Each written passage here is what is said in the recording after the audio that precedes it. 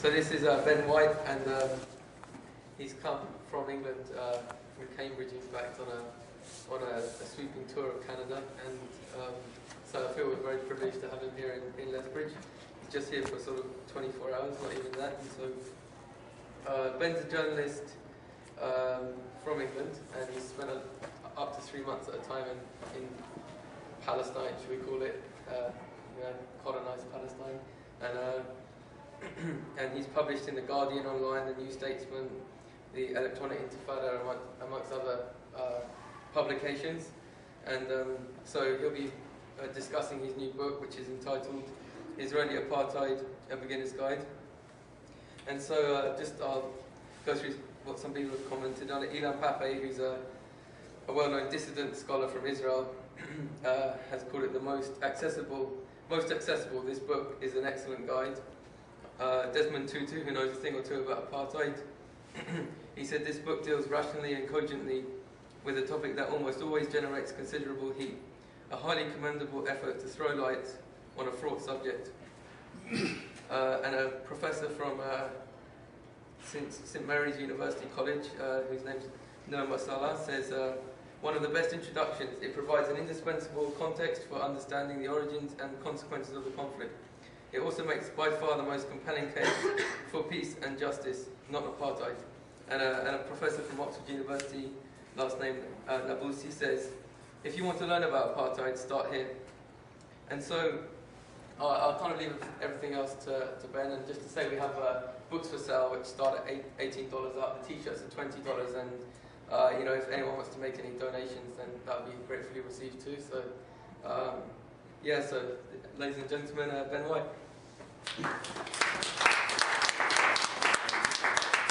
Thanks very much for the introduction, and thanks to the kind of SPHR guys here locally for taking care of me while I'm here, and across Canada as well. And thank you very much to you guys for coming out this evening to listen.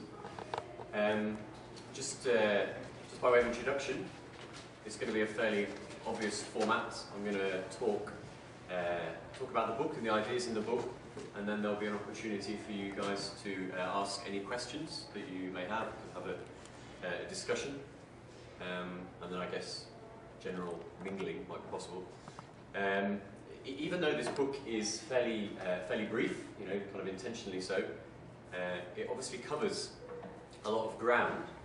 So it would be difficult to talk about all of the contents of the book and still keep it within a kind of time span, especially in an evening where people actually can focus. So I'm gonna try and pick up a few of the what I think are the key themes of the book and of this analysis of what's happening in Palestine, Israel.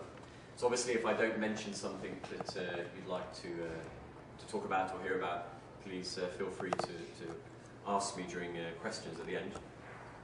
And also, before I get into the meat of it, as it were, I thought I'd also just briefly contextualize how I came to write it as well, so you maybe have a small idea of where I'm coming from with this.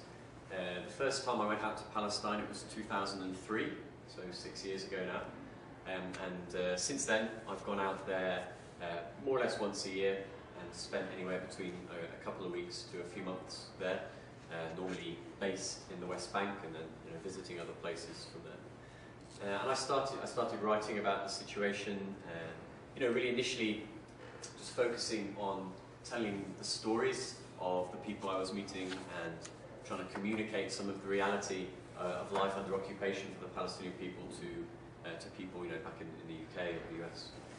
And the idea for this book specifically came spring of last year, and the idea that I hope has been at least partially realised is to provide an introduction, an accessible, readable guide to what Israeli policies have meant for the Palestinian people over the last 60 years. So that's really the idea, and you can judge for yourself if I've accomplished that. Okay, so onwards, and I'm going to start off with looking at the term apartheid, because that's often That's often the thing that people pick up on, right, with this book or with this way of analysing the situation there, right? They pick up on the word apartheid, you know, especially critics.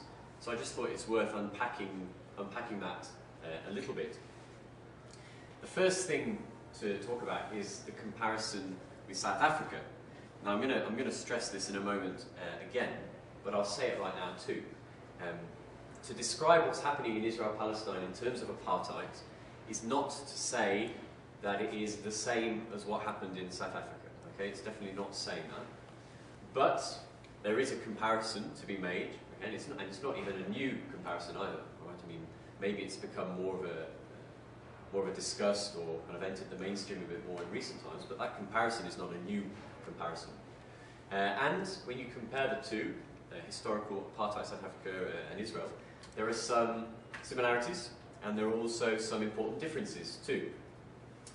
I'm just going to talk first of all about some of the similarities. I think, to be honest, the main similarity, it's more the kind of the principle, as it were, or kind of the core of what's going on before you look at the kind of practicalities of it. So I've put here the similarity, the intention to consolidate and enforce dispossession, securing the best land control over natural resources for one group at the expense of another. Okay, so that is what I'd say is a key similarity between the two. Just before I show that, actually, ironically, with the advent of the Oslo peace process in the early 90s, throughout the 90s, people started to make the comparison with apartheid increasingly. Okay, so in parallel with this so-called peace process, people started to make the comparison with apartheid, or use apartheid as a kind of analytical tool for what was happening.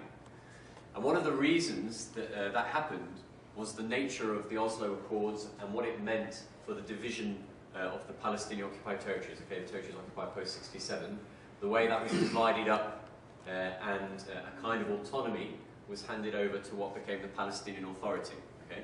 Now, some people have compared these kind of autonomous zones within the occupied territory to the Bantustans that were created by the South African apartheid government as homelands for the black people, and essentially a way of negating genuine claims to sovereignty and civil rights.